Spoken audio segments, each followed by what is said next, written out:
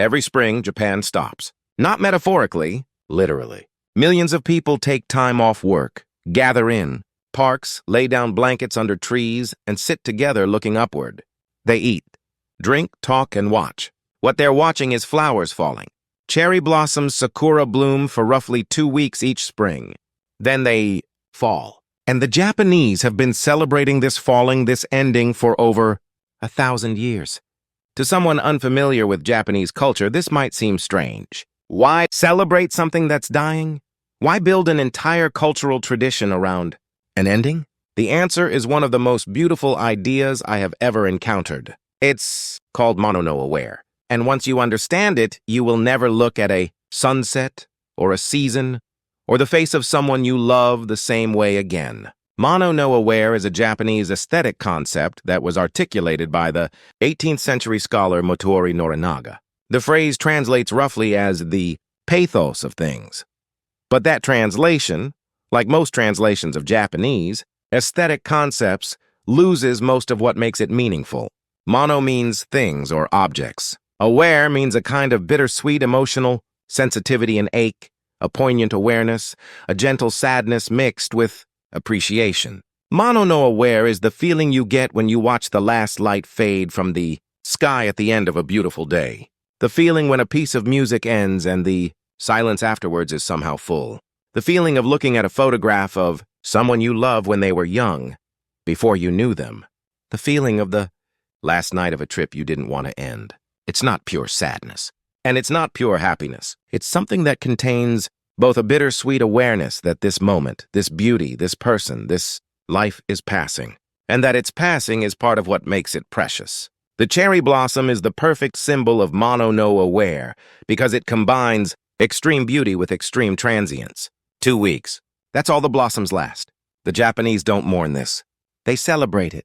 Because the brevity is inseparable from the beauty. If the blossoms lasted all year, they would be taken for granted.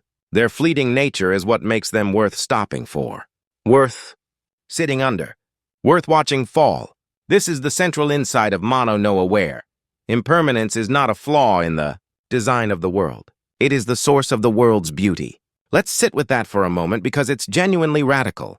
Most of us spend a significant amount of energy resisting impermanence.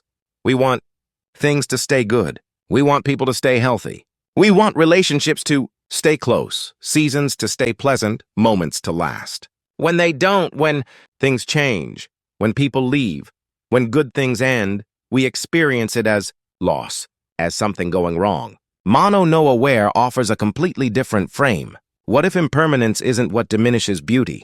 What if impermanence is what creates it? A sunset is beautiful partly because it only lasts for minutes. A childhood is precious precisely because it passes. The best conversations, the best meals, the best days have a quality of completeness, a wholeness that comes from the fact that they end. The Japanese word Ichigo Ichie captures a related idea, one time, one meeting. The idea that every encounter, every moment is unique and will never be repeated exactly. The tea ceremony is designed around this principle each. Gathering is treated as if it will never happen again because it won't. Not in exactly this way, with exactly these people, in exactly this moment. Ichigo Ichie asks us to be present not despite the transience of things, but because of it.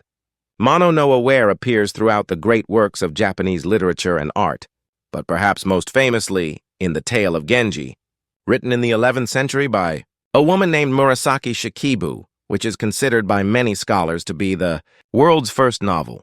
The entire narrative is suffused with mono no aware. Beautiful things arising, existing briefly, then fading. Relationships that couldn't last. Youth that passed. A world of exquisite sadness and exquisite beauty, inseparably mixed. It appears in haiku, the Japanese poetic form that seeks to capture a single, fleeting moment with perfect precision. The most famous haiku in Japanese. Literature by the poet Matsuo Basho, An Old Silent Pond. A frog jumps into the pond. Splash! Silence again. Everything there is to say about impermanence, said, in 3 lines about a frog. It appears in Japanese garden design, the deliberately incomplete stone. Arrangement, the moss growing over old things. The asymmetry that suggests a work still in progress, or one that has been and gone. In all of these forms, the message is consistent. The passing of things is not something to be fought. It is something to be felt, appreciated, and honored. Now let's bring this into your life. Think about the last time you were genuinely deeply happy. Not pleasantly. Content deeply happy. A gathering with people you love. A moment of beauty in an unexpected place. A conversation that felt, while it was happening, like something rare and real. Did you notice, somewhere in that happiness, a thread of sadness? A faint awareness that this would end? That thread is mono-no-aware. Most people try to ignore it to stay in the happiness without touching the sadness underneath it. But Japanese aesthetic philosophy suggests that the thread of sadness is not the enemy of the happiness. It's what deepens it. It's what makes you actually present for it, rather than taking it for granted.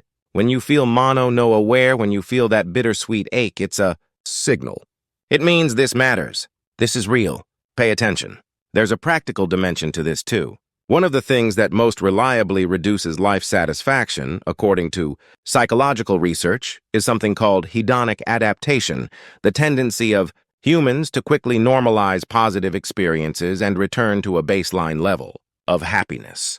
You get the new apartment, and within months it feels ordinary.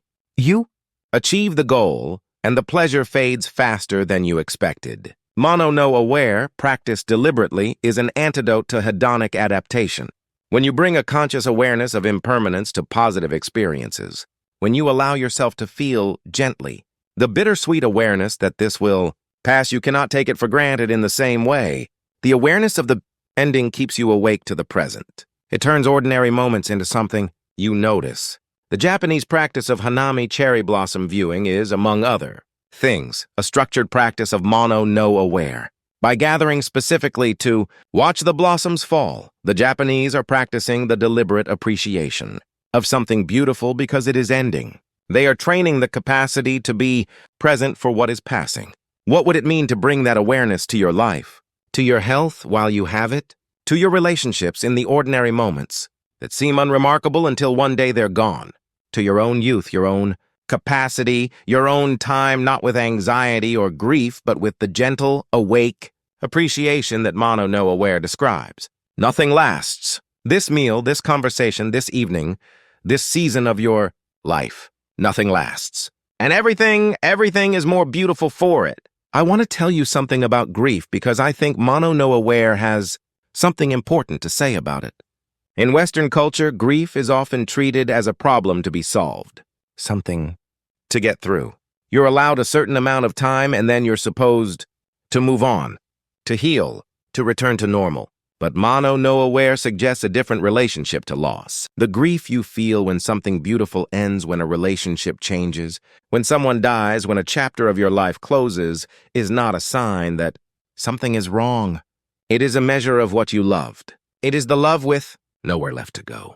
The Japanese poet Kobayashi Isa lost 3 children in infancy and then his wife. He wrote, after the death of his daughter, "This world of dew is only a world of dew, and yet. That's mono-no-aware in 2 words. The full acknowledgement of loss, and the insistence despite it on the value of what was. Not a denial of grief, not an attempt to explain it away, just the willingness to feel both the sadness that it ended and the gratitude that it happened at all. This is, I think, one of the most mature ways of being in the world that any culture has produced, the capacity to love things precisely because they pass, to find beauty not despite impermanence, but inside it. The cherry blossoms will fall this spring, as they have every spring for millions of years before us and will for millions after. For 2 weeks they will be extraordinary, and then they will be gone. Sit under them if you can. Feel everything. There's one more thing I want to say. Mono-no-aware is not a philosophy of passivity. It doesn't ask you to detach from life or stop caring. It asks the opposite. It asks you to care more, but to hold what you care about, with open hands rather than clenched fists, to love things without demanding that they stay, to be grateful for what you have while you have it. This is difficult. We are wired to attach, to hold, to resist loss. Every instinct we have pushes against the open acceptance that mono-no-aware describes, but the practice is the difference between experiencing your life and spending it in resistance to what it actually is. The light is beautiful. The music is beautiful.